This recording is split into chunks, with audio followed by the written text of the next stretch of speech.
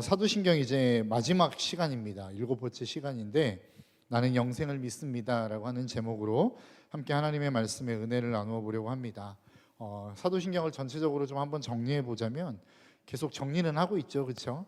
그런데 또 정리하겠습니다. 이제 마지막이니까. 첫 번째 시간을 통해서는 우리가 하나님을 믿는다는 것에 대한 의미를 살펴보았습니다.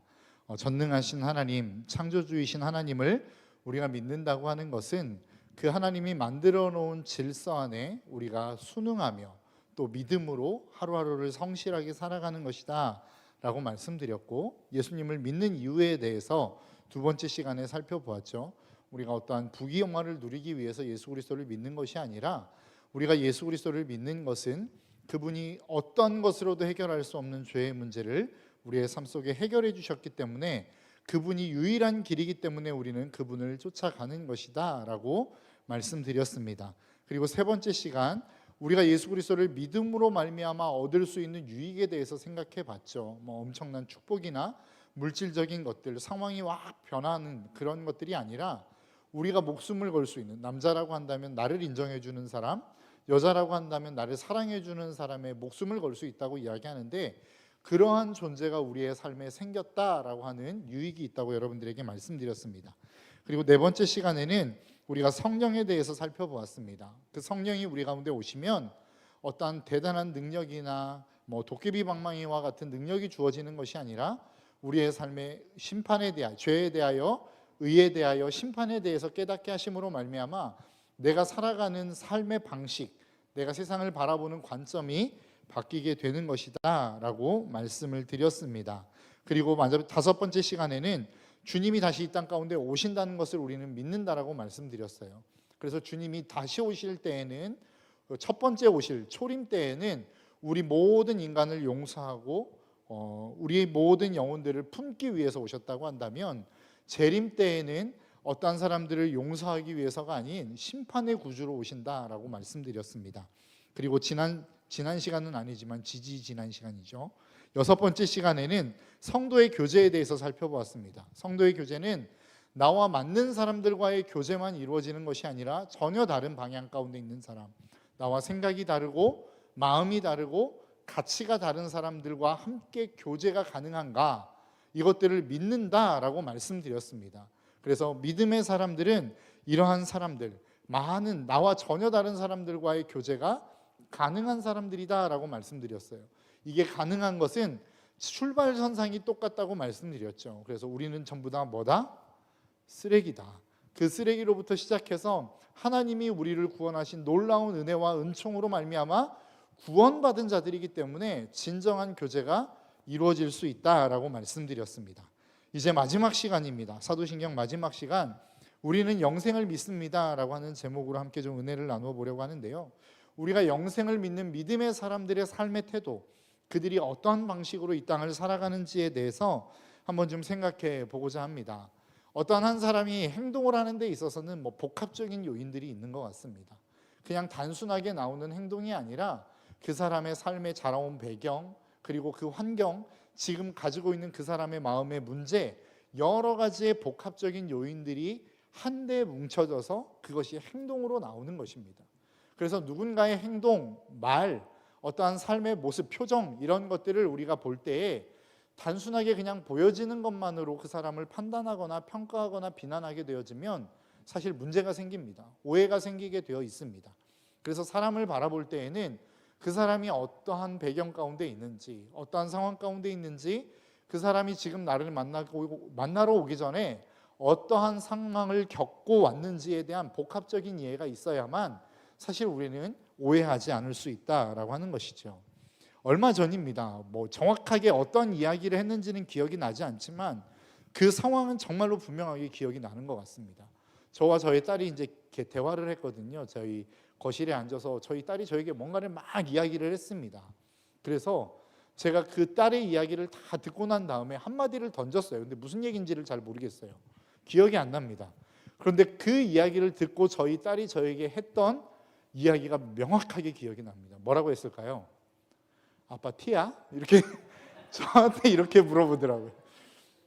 도대체 제가 아무리 기억을 하려고 해도 기억이 잘 안 나더라고요. T라고 했었을 때 보통 사람들은 뭐 이성적인 사람이라고 이야기한다고 하죠. 그런데 이게 좋지 않을 때는 절대 공감하지 못하는 뭐 이런 사람이라고 생각한다고 그래요. 그러니까 저희가 요즘은 MBTI가 뭐 거의 유행처럼 번져갑니다. 그래서 사람을 알아갈 때 MBTI가 뭐예요? 이렇게 물어보죠. 그러면 그 사람에 대한 이해도가 좀 생기는 것 같습니다. 그래서 그 사람이 어떤 행동을 할 때 저 T예요. 그러면 T니까 뭐 그냥 이렇게 넘어가죠. 그런데 과거에 이런 MBTI라고 하는 것 자체가 없었을 때는 어땠습니까? 뭐 저런 게 다 있어. 뭐 그냥 비난하는 모습들이 많았다라는 거예요. 그 이야기는 무엇입니까? 내가 누군가와 대화를 하고 어떤 행동을 하고 말을 할 때에 그 사람에 대한 어떤 배경 지식을 가지고 접근을 하면 그 상황을 이해할 수 있다라고 하는 겁니다. 뭐 전부를 다 이해할 수는 없겠지만 어느 정도 이해가 가능한 부분들이 생긴다라고 하는 것이죠. 그래서 내가 정말로 오해할 수 있을 만한 상황이 그리고 그런 말들이 들려진다 할지라도 그것들을 오해가 아닌 이해로 바꾸어갈 수 있는 영역들이 상당히 많아진 것 같습니다.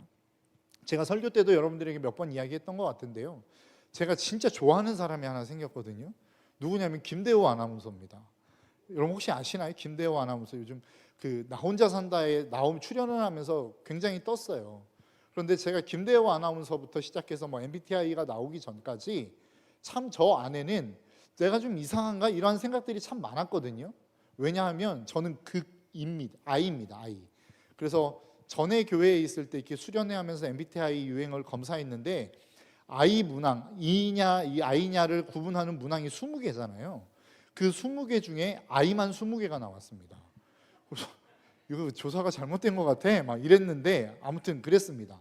그러면서 제가 I니까 여러분 좀 이렇게 뭐라고 해야 되나, 제가 살아왔던 삶의 모습이 좀 그려지신가요? 그러니까 졸업할 때 보면 저희는 이제 큰이모네 가족들과 좀 친하게 지냈는데 졸업을 축하해 준다고 누나들이 오면 사진을 찍어 주잖아요. 그러면 저희 큰이모네 누나들은 거의 극입니다. 그러니까 굉장히 활발해요. 그래서 이렇게 사진을 찍는데 나는 내가 좋아하는 친구하고만 사진을 찍고 싶은데 사진 찍고 그 한 사람만 쏙 뽑아서 나와 사진을 찍고 싶은데 자꾸 누나는 가서 같이 사진을 찍으라는 거예요. 난 싫어 막 그러는데 내가 이상한가? 내가 이렇게 혼자 지내는 게 좀 이상한 건가? 이런 생각들을 좀 했거든요. 내가 왕따인가? 뭐 이런 생각들을 많이 했는데 김대호 아나운서를 보면서 이게 이상한 게 아니구나, 이런 사람들이 있구나라고 하는 것들을 보게 되었어요. 그러니까 우리가 이 땅을 살아가면서 저런 사람도 있고 이런 사람도 있고 나와 같은 사람도 있고 다른 사람이 있다라고 하는 것을 인지하는 순간 내가 살아가는 삶의 모습 속에서 나뿐만 아니라 다른 사람을 대하는 태도에 있어서 오해가 그렇게 크지 않을 수 있다라고 하는 거예요. 그런데 이것을 모르면 내가 이상한 건가? 아니면 저 사람이 이상해, 이렇게 판단해버리고 말더라는 것이죠. 그래서 우리가 이 땅을 살아가는 데 있어서 정말로 중요한 것 중에 하나는 그 사람의 배경, 그 사람이 어떤 상황을 겪고 왔는지, 그 사람이 지금 어떠한 처지에 있는지를 우리가 파악하고 그 사람을 대하는 것이 너무나도 중요하다라는 것입니다. 그래서 종합적인 어떠한 처지들을 고려해 그 사람을 바라볼 때에 오해가 없어요. 비난하지 않을 수 있다라고 하는 것입니다. 그에 반대되는 모습들도 있어요. 그 모든 환경들을 잘 종합적으로 고려해 볼 때 이 상황이 정말로 대단한 게 아니고 그럴 수밖에 없었던 상황이었구나라고 하는 것들을 인지할 수 있단 말이죠. 오늘 본문에 등장하고 있는 이 본문의 말씀이 저는 후자에 해당하는 본문이라고 생각합니다. 우리가 잘 알고 있는 본문의 내용입니다. 초대교회의 모습이죠. 많은 사람들이 자신의 재산을 팔았어요. 그리고 사도들의 발 앞에 갖다 놓았습니다. 그리고 난 다음에 어떤 일들이 일어났죠? 이 물건을 서로 통용하기 시작하는 거예요. 그러니까 부자도 없었고 그렇다고 해서 가난한 사람도 없었어요. 우리가 보통 이야기할 때 대단한 교회다, 우리는 이러한 초대교회의 모습을 회복해야 된다, 그러니까 너희들 빨리 가지고 있는 재산 다 가져와, 막 이런 말씀으로 받아들일 때가 많다라는 거예요. 그런데 여러분, 이 초대교회의 상황을 놓고 보면 우리가 그러한 교회로 갈 수는 없겠지만, 이 교회를 온전히 따라갈 수는 없겠지만 그래 어느 정도 가능할 수 있었던 상황이었겠구나라고 우리는 이해할 수 있단 말이죠. 여러분, 이 초대교회의 상황이 지금 어떤 상황입니까? 예수 그리스도가 십자가에 죽으셨어요. 그리고 부활하셨습니다. 그리고 많은 제자들에게 보이시고 한 40일 동안을 이 땅 가운데 유하시다가 승천하신 상황이란 말이에요. 그리고 너희는 이곳을 떠나지 말아라 그러면서 막 마가의 다락방에서 기도하다가 성령을 받았습니다. 그리고 뛰쳐나가서 베드로가 복음을 전했는데 3,000명, 5,000명이 회개하고 돌아와서 만들어진 교회가 초대교회였단 말이에요. 이 교회 안에 이러한 놀라운 일들이 일어나기 시작했다라고 하는 겁니다. 그런데 여러분 한번 생각해 보십시오. 이렇게 형성되어진 교회가 늘 기쁨과 즐거움만 있었을까요? 늘 행복하기만 했을까요? 제가 생각했을 때에는 이 초대교회 안에는 지울 수 없는 두려움이 한 가지 있었을 것입니다. 그게 무엇이냐면 바로 예수 그리스도의 죽음에 대한 사건이었다라는 거예요. 예수 그리스도가 왜 죽었어요? 예수 그리스도가 죽은 죄명이 무엇입니까? 예수 그리스도가 죽을 때에 그 십자가 위에 쓰여있던 죄패의 명이 뭐였어요? 이스라엘의 왕이었단 말이에요. 그러니까 로마의 입장에서 봤을 때에는 이 유대인이라고 하는 한 예수가 죽었는데 그 예수가 죽은 이유가 뭐예요? 쉽게 이야기하면 반란입니다. 반역입니다. 로마 정부를 뒤엎고 그들의 땅에 자신들의 민족을 세우기 위한 반란죄로 지금 처형을 당한 거란 말이에요. 그럼 여러분 한번 생각해 보시겠습니까? 우리 조선시대만 봐도 알 수 있듯이 반란죄는 어때요? 굉장히 무겁게 다뤄집니다. 그 처벌이 굉장히 무거운 처벌이 내려지는 거란 말이에요. 그런데 그렇게 죽은 예수 그리스도가 살았다라고 이야기하는 사람들이 생겨나기 시작했어요. 그렇게 죽은 예수를 따르는 사람들이 생겨나기 시작했단 말이에요. 로마 정부도 그랬을 것이고 그때 당시에 유대 많은 종교 지도자들도 예수만 죽이면 이 모든 분란들은 끝이 날 것이다라고 생각하지 않았겠어요? 그런데 예수 그리스도를 죽였어요. 죽여서 끝났다고 생각했단 말이에요. 그런데 그를 따르는 제자들이 갑자기 일어나서 복음을 전하더니 예수를 따르는 사람보다 훨씬 더 많은 사람들이 따르기 시작하는 거예요. 그리고 그들은 흩어졌다 모였다 흩어졌다 모였다를 반복했는데 이 사람들은 뭉탱이로 계속 모여서 모임을 갖는 거예요. 그러니까 로마 입장에서 봤을 땐 두렵지 않았겠습니까? 종교 제사장, 유대 제사장들, 종교 지도자들의 입장에서 봤을 때는 이 무리들이 두렵게 여겨지지 않았겠어요? 내가 죽였는데 그 죽인 자를 따르는 무리들이 더 많이 일어나기 시작하는 거예요. 그럼 여러분 어떤 일들이 일어나겠어요? 로마 정부도 그랬을 것이고 많은 유대의 종교 지도자들도 이 사람들을 향하여 주목하지 않았겠습니까? 도대체 이 인간들이 무슨 일을 하는지, 어떻게 또 반역을 꾀하는지 이러한 것들에 대해서 관심을 갖지 않았겠냐는 거예요. 그러면 여러분 바보가 아닌 이상 자신들을 경계하는 사람들을 느끼게 돼 있습니다. 그러면 이 이스라엘 백성들, 이 초대교회의 성도들은 어떻겠어요? 나도 언젠가는 예수 그리스도를 이렇게 따르다가 죽을 수도 있겠다는 생각하지 않았겠습니까? 그리고 실질적으로 스데반이라고 하는 집사가 복음을 전하다가 죽는단 말이죠. 그러니까 이 초대교회 많은 사람들 가운데는 어떤 생각이 있어요? 나도 언젠가는 죽을 수 있겠다라고 하는 생각이 있을 수 있었다는 거예요. 비록 내가 예수 그리스도를 믿고 그 하나님에 대한 놀라운 성령의 체험으로 말미암아 믿음을 갖고 그 믿음 생활을 시작하기는 했지만 내가 이 믿음 생활을 계속해서 지속하다 보면 언젠가는 예수와 같이 아니면 스데반과 같이 죽을 수 있는 위협 가운데 있을 수 있겠다라고 하는 생각을 할 수도 있었을 거라는 거예요. 여러분 그러한 사람들이 뭐가 두렵겠습니까? 뭐가 아깝겠습니까? 그렇기 때문에 그들은 그들의 재산을 파는 것이 오늘날을 살아가는 우리보다 훨씬 더 쉬웠을 것이라는 겁니다. 그렇기 때문에 많은 사람들에게 자신의 물건을 나누어 주는 일들이 가능했을 거라는 거예요. 만일 이때 살았던 많은 사람들, 이때 자신의 모든 재물들을 팔아서 했던 그 사람들이 이 공동체를 오늘날에 와서 만들어 봅시다라고 했다면 가능했을까요? 안 가능했을까요? 제가 믿음이 너무 없나요? 저는 안 가능했을 것 같습니다. 왜냐하면 오늘날을 살아가는 이 시대 속에 누가 예수 믿는다고 우리를 죽이는 사람들이 있나요?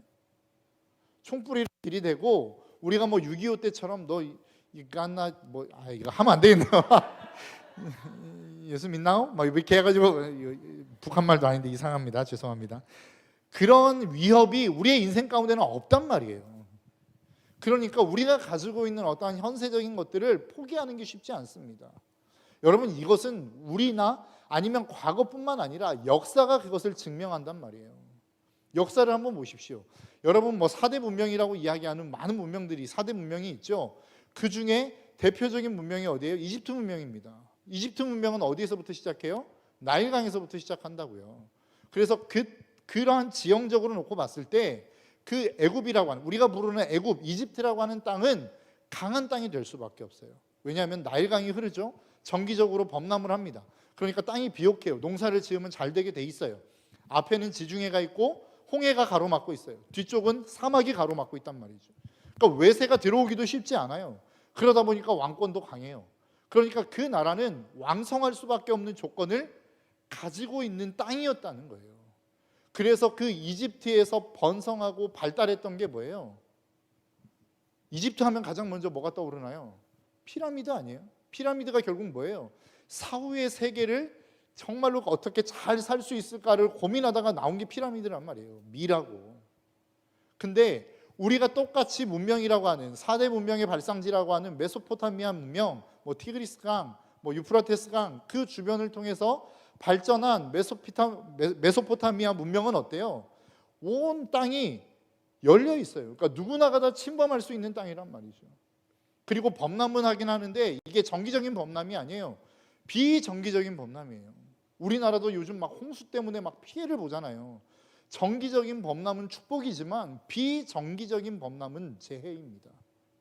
그러니까 이 땅 가운데 있어서도 그러한 비슷한 유형의 모습을 갖고 있었지만 날마다 자연재해가 있었고 다른 이방 민족의 침입이 있었던 땅이 메소포타미아 문명에 살던 사람들의 모습이라는 거예요. 그러니까 그들은 언제나 늘 사상이 어디에 있어요? 현세에 있단 말이에요. 고난 가운데 있는 사람들은 어디를 바라보게 되어 있느냐? 현세를 바라보게 되어 있단 말이에요. 그러니까 이게 무엇을 이야기하는 거예요? 똑같은 상황이고 똑같은 환경이지만 결국은 그 지금 처해 있는 상황이 어떻느냐에 따라 내가 무엇을 바라볼 수 있느냐가 결정되어지는 거란 말이에요. 그러니까 초대교회가 지금 내가 이렇게 이 모든 물질들, 내가 가지고 있는 재물들을, 재산들을 팔아서 다른 사람을 나누어 줄 수 있었던 이유 중에 하나는 뭐예요? 그것은 바로 그 현세가 쉽지 않았기 때문입니다. 고통스러웠기 때문입니다. 그렇기 때문에 그 일들이 가능했다라는 거예요. 그러니까 오늘날을 살아가는 우리보다 그들이 그 모든 재물을 팔아 사도들 앞에 내놓는 일들이 훨씬 더 쉬웠던 시대였다라고 하는 겁니다. 그러니까 오늘날 우리가 그 상황을 이해하지 못하고 우리는 초대교회 같이 되어야 됩니다. 여러분들 가지고 있는 재산 다 팔아서 갖고 오십시오라고 하면 안 되는 이유는 여기에 있단 말이에요. 그러면 만일 이 땅을 살아가고 있는 저와 여러분들의 인생 속에 여러분들은 어떤 처지 가운데 있으십니까? 첫 번째, 정말로 우리는 좋은 환경, 정말로 그 어떤 누구에게도 꿀리지 않을 수 있을 만한 좋은 조건 속에서 살아가고 계십니까? 기도의 제목이 뭐예요? 저는 기도의 제목이 없습니다. 늘 평안합니다. 이런 상황 가운데 계십니까? 아니면 정말로 힘들고 고난 가운데 있는 사람들이 계십니까? 기도 제목이 뭐예요? 셀 수가 없어요. 이러는 분들이 계십니까? 둘 중에 다 있을 수 있어요. 그러나 우리 그리스도인이라고 한다면 누구나가 다 동일하게 꿈꿔야 되는 모습이 있는데 그게 뭐냐면 내세를 꿈꾸는 삶을 살 수 있어야 된다는 거예요. 미래를 꿈꾸는 삶을 살아갈 수 있어야 된다는 거예요. 90년생이 온다라고 하는 책 여러분 혹시 읽어보셨습니까? 90년생들이 이제 막 직장에 취업을 한대요. 그런데 그 90년생들의 특징을 보면 현세의 그들의 삶의 모든 것들이 집중되어 있다는 거예요. 그러면서 그 원인을 뭐라고 이야기하냐면 그들은 두 가지의 위기를 겪었다는 거예요. 첫 번째는 외환위기, IMF라고 하는 1997년에 있었던 외환위기를 겪었고, 두 번째는 2009년에 있었던 글로벌 금융위기라고 하는 것을 겪었다는 거예요. 그 위기를 겪은 게 왜 현세적으로 사람을 바꿔버렸냐? 자기가 미래를 열심히 준비했는데 단 하나의 요소로 말미암아 내가 준비해 놓은 미래가 다 헝클어졌다는 거예요. 쓸모없게 되었다는 거예요. 그것을 두 번이나 겪고 나니까 어떤 마음이 드는 거예요? 미래 준비해봐야 소용없다. 변수 한 가지 생기면 우리의 미래는 아무것도 아니야 라고 하면서 현세를 즐기는 사람들이 되어버렸다는 거예요. 그게 90년생들이라는 겁니다. 오늘날을 살아가는 여러분들도 저는 별반 다르지 않을 거라고 생각해요.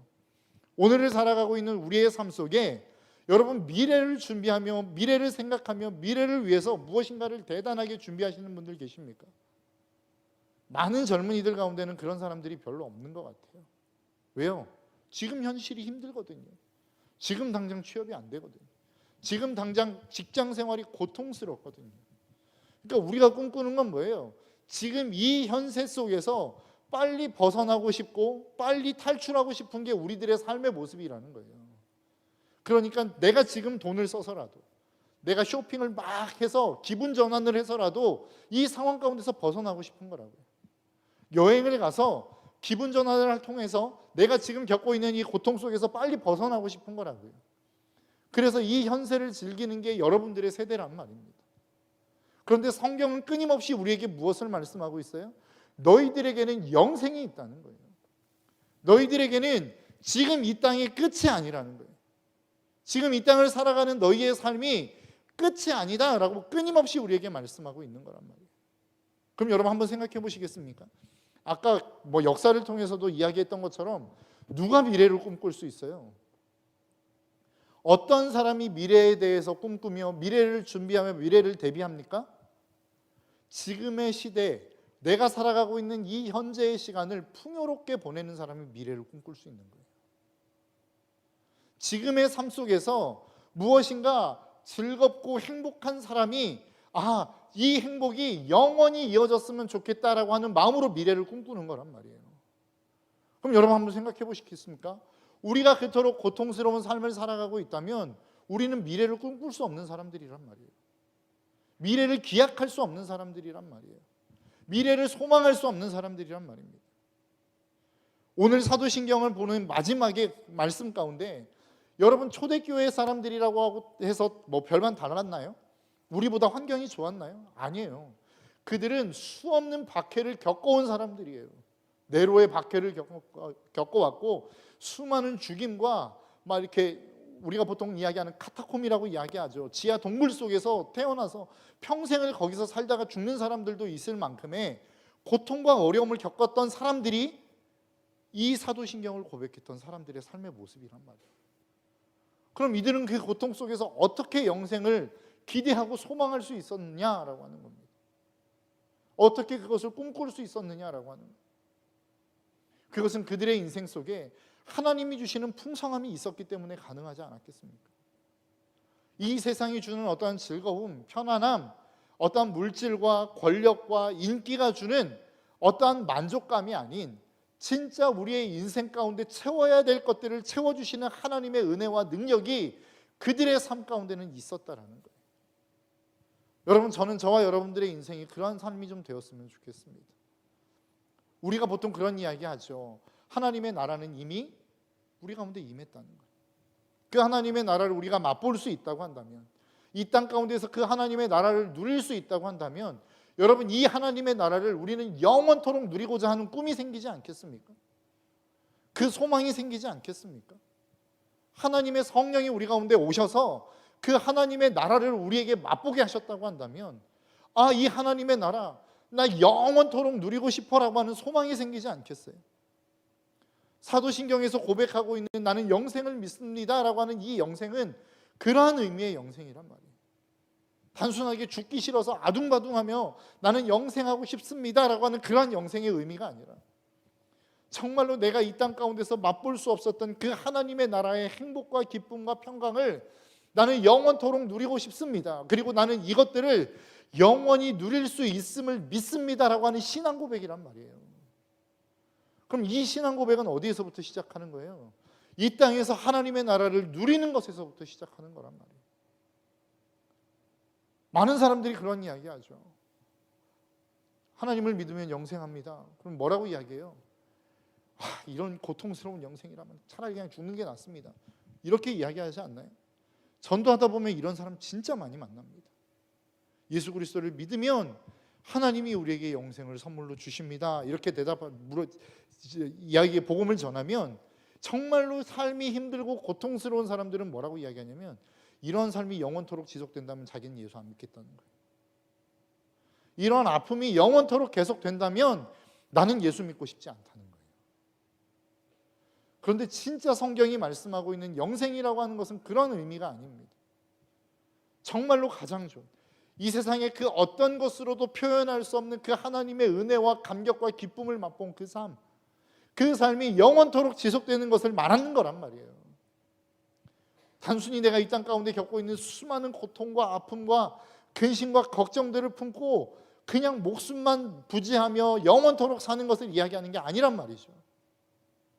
성경이 말씀하고 있는 영생이라고 하는 것은 하나님의 나라, 가장 좋은 것들로 우리에게 공급하시는 그 하나님의 것들을 내가 영원토록 누릴 수 있다라고 하는 것을 의미하는 거란 말이에요.